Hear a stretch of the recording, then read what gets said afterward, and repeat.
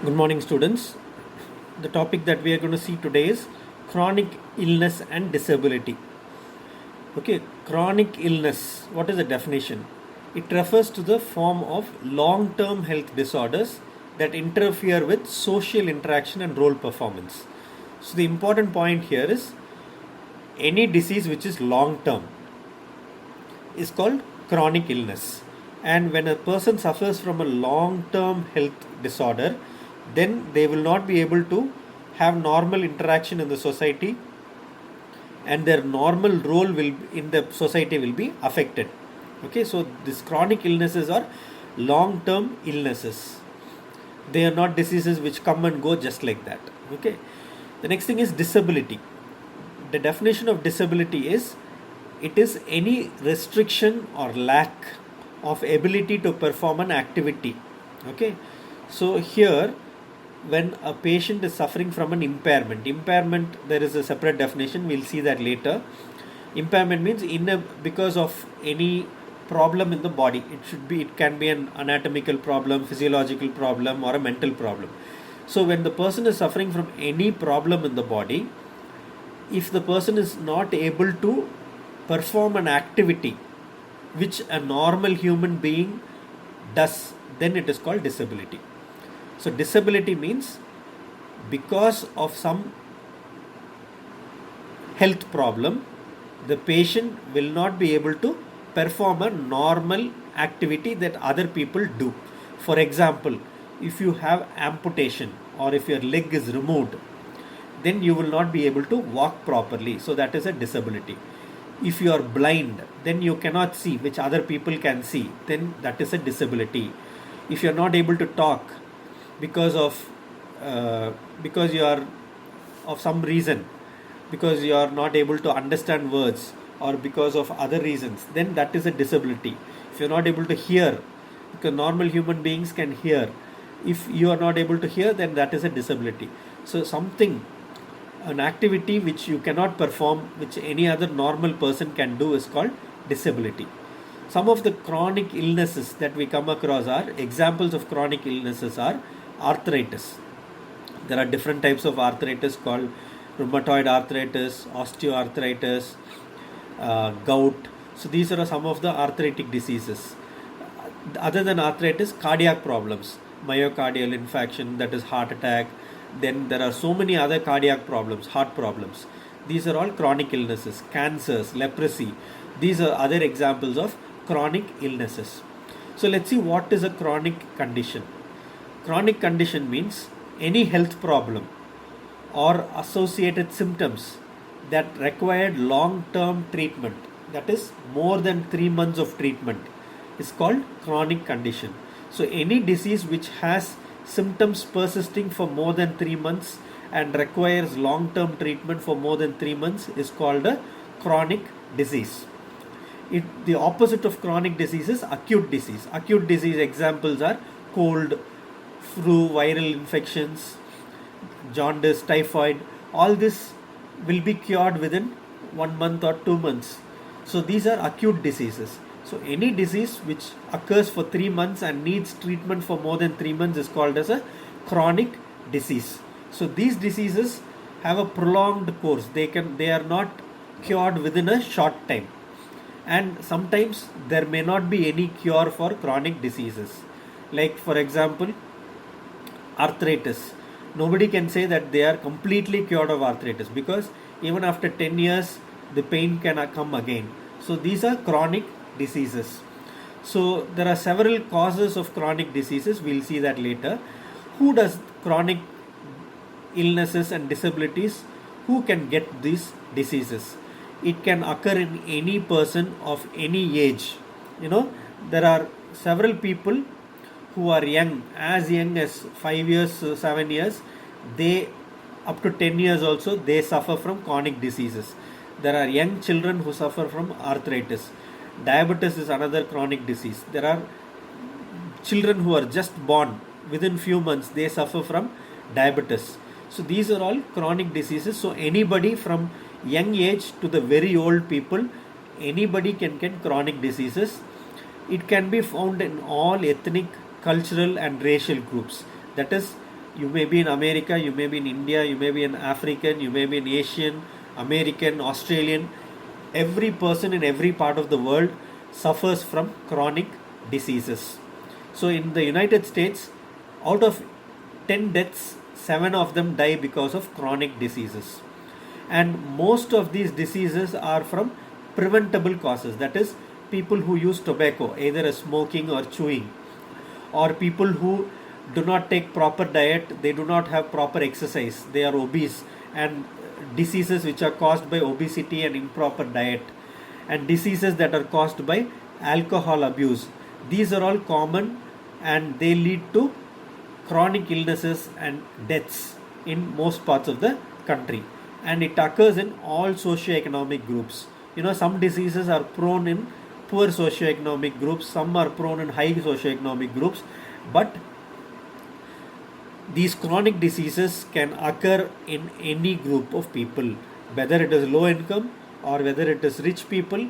Everybody can suffer from chronic diseases, but those who are poor are not able to get same treatment as rich people when they suffer from chronic diseases. Then we'll see what is the impact of chronic diseases and disabilities. So what is impact? How does it affect the individual and the community?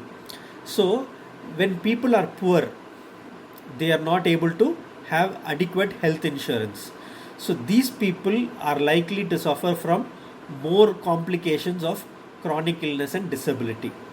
Okay, so also when a person wants to prevent a disease, they can take certain blood tests and other tests like mammography, cholesterol, routine check. These are done for rich people who have adequate health insurance, but poor people cannot afford to take all these tests, and so they are more likely to get chronic diseases and disabilities. So when people suffer from these chronic disabilities and illnesses, not only is their life affected, but the family member's life is also affected, because when these diseases occur, the person has to suffer for long term, the person has to take treatment for long term, so the amount of money they spend will be very huge. So the impact on the individual and the family is very high. So what does a person do? Because the disease is a chronic disease, they adjust to the chronic illness and disability. Okay, so the adjustment varies from person to person. How does it vary? The suddenness with which a person is affected can affect the adjustment. The extent to which the disease affects a person, how much that person is suffering, and how serious the illness is, all these factors decide whether the person is able to adjust to the disease or not adjust to the disease. For example, a person with arthritis. Arthritis means there is pain in the joints. So this pain in the joint can be very severe in winter season. It can be less in the summer season. So the suddenness with which it comes, the person may be unable to bear the pain. So initially they take a lot of painkillers, but over the period of time, because it is a lifelong disease, slowly they reduce the painkillers and start taking treatments like hot water, massage, things like that. So the adjustment depends on the suddenness, extent and duration of the problem, and most of the patients change their lifestyle and based on the illness that they are suffering from. So next we come to the treatment of chronic conditions and disabilities, management or treatment. So one thing that every patient with these diseases, chronic diseases, they have to understand is they have to live with the symptoms. That means they have to learn to live with the symptoms or disability. Now the coronavirus has been there in our country for many months, and initially the government told lockdown, but now even though the number of cases are increasing all over the country, the government is telling you have to learn to live with the coronavirus. Similarly, a person who is suffering from chronic disease and disability has to learn to live with the symptoms and the disability.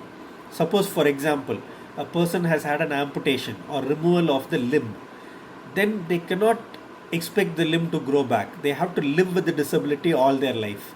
A person who's having diabetes, they can treat the diabetes, they can change their lifestyle to combat the diabetes, but they cannot overcome the diabetes or cure the diabetes. Usually, they have to learn to live with the chronic illness and disability. Similarly, each individual has to learn to change their lifestyle and treatment based on the problem that they are suffering from.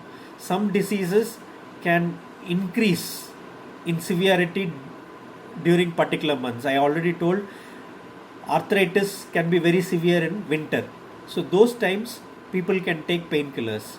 And summer months when the severity is less, they can use other alternative therapies and avoid medications.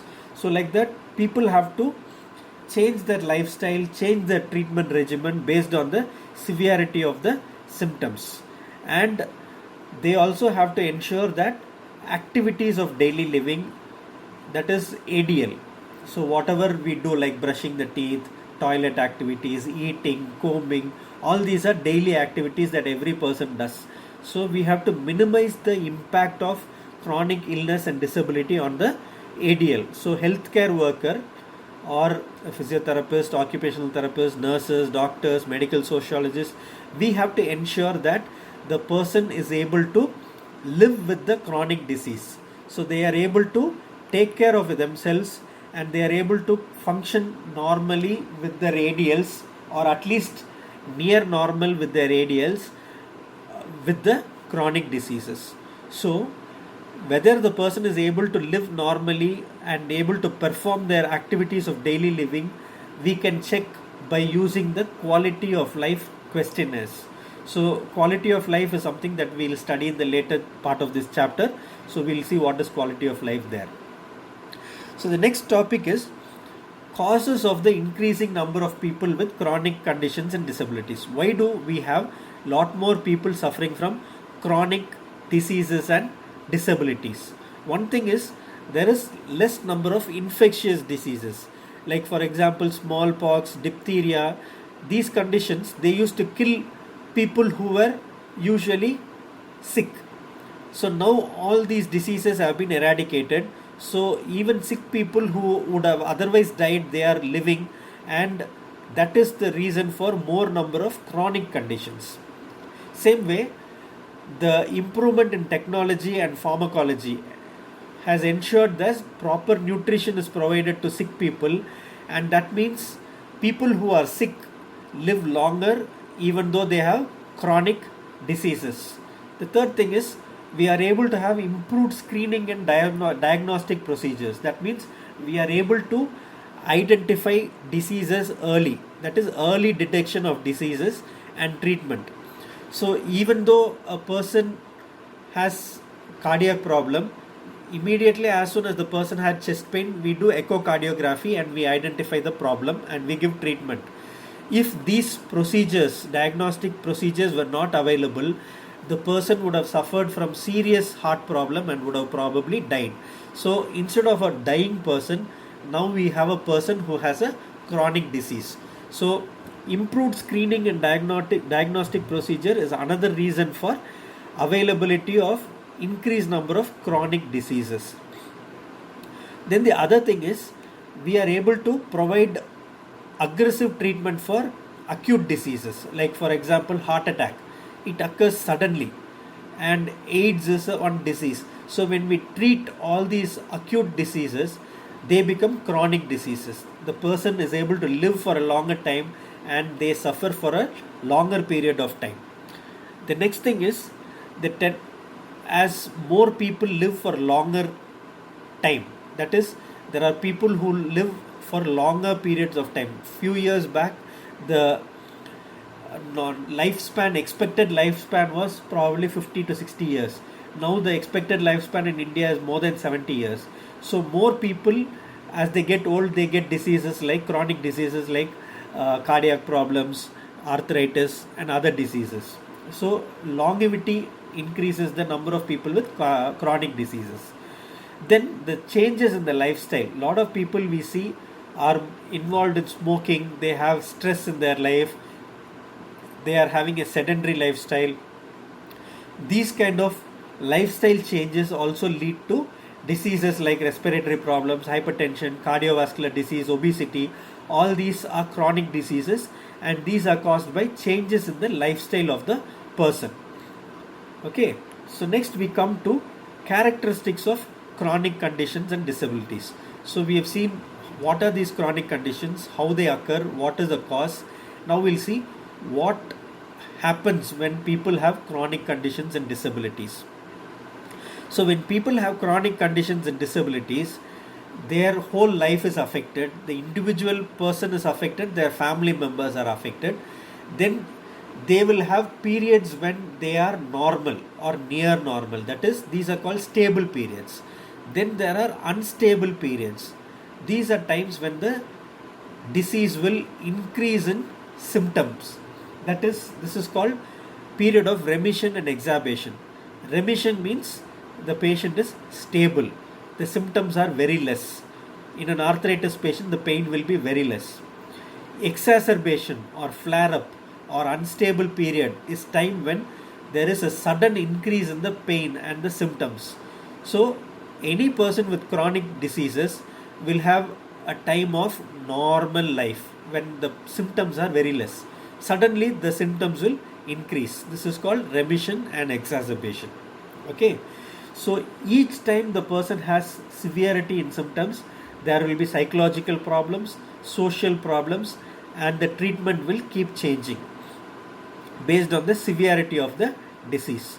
So once the person takes proper treatment, then the severity of the illness reduces, and again the person goes through a time of stable life till the next exacerbation occurs. So usually in a chronic disease, it is like a wave. It goes up and down. There are times when the severity is high, when there are times when the severity is less, and the person leads a normal life. So the person has to ensure that maximum time they are able to have very less complications. Then we'll see how the person has to learn to live with chronic conditions and disabilities. Okay, the first thing is the person has to alleviate and manage symptoms. What is alleviate and manage symptoms? It means the person has to get rid of the symptoms, get rid of the seriousness of the complication. So alleviate and manage the symptoms. And next is psychologically adjust and physically accommodate disabilities. So any disease, any illness will cause psychological problems as well as physical problems. So the person has to live with both psychological and physical problems and accommodate for it. Then the third thing is they have to prevent and manage crisis and complications. I already told you there will be periods of remission and exacerbation. There will be periods of normal life. There will be periods of sudden increase in the symptoms. So when the sudden increase in symptoms is present, they have to manage the crisis and as much as possible prevent such exacerbations by changing the lifestyle. Then the person has to carry out regimens as prescribed.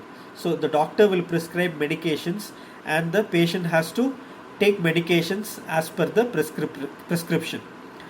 Then they have to manage threats to identity. When a person becomes sick with chronic conditions, they lose their identity. They become labeled as a sick person with arthritis or cardiac problem. So they have to manage the threats to their own identity. Then they have to normalize personal and family life as much as possible. When a person is suffering from a chronic disease, they can never be normal. So they have to ensure that they, as much as possible, their family and the individual leads as much a normal life as possible. Then whenever somebody is suffering from a chronic disease, they will have times of isolation. For example, suppose a sick person is suffering from severe heart problem. He is not able to participate in social functions. He cannot run a marathon. He cannot go and eat normal marriage food. He has to have diet restrictions. So this leads to social isolation and loneliness, which the person has to learn to live with. Then most of the chronic diseases, there are support networks. There are cancer patients who have been cured, and even in CMC hospital, every year on cancer day, they have a meeting where all the cured patients of cancer, they come and motivate the people who are suffering from cancer.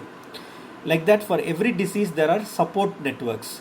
So the people with chronic diseases, they can talk to the others with who are suffering from similar problems, and this will help them to improve their quality of life. And the next thing is, the person has to live a satisfactory way of life. So even though they are not able to lead a normal life, they have to ensure that as much as possible they are able to live a normal life. And finally, when it is the time for the person to die because of either this illness or other illnesses, the person has to die with dignity and comfort. So a lot of cancer patients who are terminally ill, who are chronic ill, sometimes they know that they are going to die. So they will tell the family members, do not give me treatment which is painful, do not give me treatment which is very injurious. So they want to die with dignity and comfort. So that is how a person who has chronic disease or a disability learns to live with it. The next topic that we have for this in this is illness narrative. Okay, illness, you all know, it is sickness. What is narrative? Narrative means telling about their illness. It's also called autoethnography. Auto means somebody who is sick is writing about their own sickness, or it can also be called as pathographies. So illness narratives, autoethnography and pathographies is all the same. So the definition of illness narratives is, illness narrative refer to the storytelling and the accounting practices that occur in the phase of illness. So here a sick person who is suffering from either a chronic disease or a acute disease tells a story about their own suffering, about how they were diagnosed with a particular disease, what treatment they went through, and how they overcame the disease. So illness narrative is nothing but a sick person telling about their own sickness and how they went through the period of sickness. So right from birth, a child wants to hear stories. Children like stories. So and even adults, you see in the train or in bus, a lot of people will be reading novels, stories, and even in the newspaper we read about other people's lives. So our human culture is all about reading about other people, reading about the sickness of other people, the lives of other people, how they lived. So illness narrative means it is the story of the sickness of other people in the society. So each person who is sick will undergo pain, suffering, uncertainty, and vulnerability. So when they talk about these things, it is called illness narrative. So some people recover completely from their sickness and then they tell about their stories and their experience. So whatever they experienced because of their illness helps them to talk about it, and this will help other people who are suffering from similar diseases. For example, if I am suffering from coronavirus today and then I am admitted in the hospital, I undergo a lot of treatment and suffering, and then after 20 days I recover, all of you will want to know what I went through, how I felt when I was sick, how the treatment was given, and how I feel after I recovered from the treatment. Because people think when they also suffer from similar diseases, knowing about the disease that another person has suffered will help them in their own recovery process. Okay, so this is why illness narrative is useful.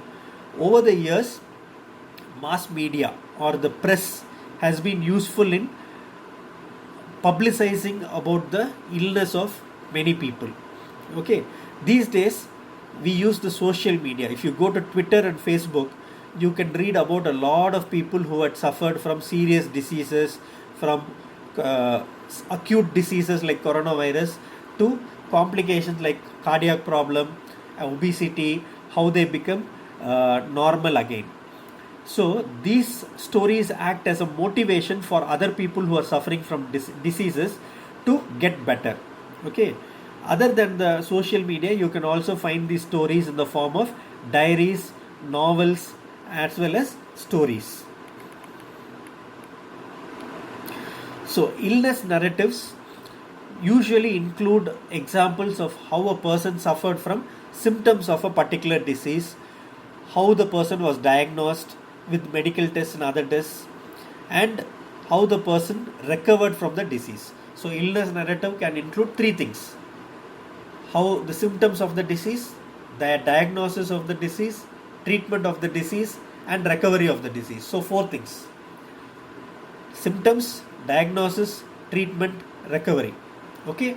So when the person recovers and then he tells about a story, this is called restitution. That means the person has become better and he is telling his story.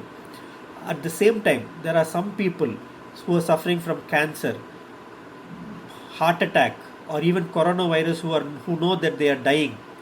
So these people know that they have completely lost control over their health. They have lost control over their body. They have lost control over their life. And their stories are called chaos narratives.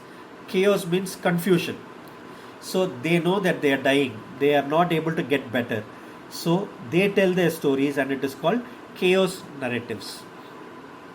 Then there is another type of narrative, illness narrative called photo narrative. So for example, a person who is obese or overweight, you would have seen on Facebook and even in TV advertisements how they show photos of a person who was obese and how the person has changed into a very fit and physically fit and normal person. So these photographs are taken at different periods of time during the course of the disease or illness. And when these photographs explain how the person has suffered and how the person has recovered from a disease or illness, that is called photo narrative. The only problem with photo narrative is it cannot talk about the emotions. It only shows pictures. Sometimes these pictures will have small captions so that it describes what is present in the picture. That will help people to understand what the photos talk about. So what are the benefits of illness narrative? I've already told it acts as a motivation for people who are suffering from similar sickness. Okay, so it instructs such patients on how to deal with sickness and ill health. It also tells about the availability of treatment for certain illnesses. For example, a lung cancer patient who has recovered, if he is writing his own story of how he recovered from lung cancer, then that means he will be writing where he took treatment, what treatment he took, did he take the regular treatment or did he take any alternative medicine, did he take homeopathy, did he use any other medications. So this will act as a guide for other people suffering from similar health issues like cancer and other chronic problems. So it also tells of alternative treatments available and it increases the confidence of the patients who are undergoing similar sickness at present. So in conclusion, we have previously the discussion of disease was between patients, doctors and their close family members. So 100 years back, when a person becomes sick, the person is taken to the doctor and the doctor decides what the treatment is and he discusses the treatment with the patient and the family members. But now the illness narrative has made it possible for each person who is sick to tell about their story to the rest of the world, and others are able to understand about the sickness, what the sick person has undergone, and this is a source of knowledge and motivation, providing support for the sick people, and it is called an authority of experience. So that means because you have already suffered the illness, you are an authority over the experience of the sickness. Whereas what a doctor provides is an authority of expertise. The doctor will provide treatment, but you are providing the whole knowledge about the diagnosis, treatment, and how you underwent all the sufferings. So that is authority of experience. So that is about the illness narrative. Thank you.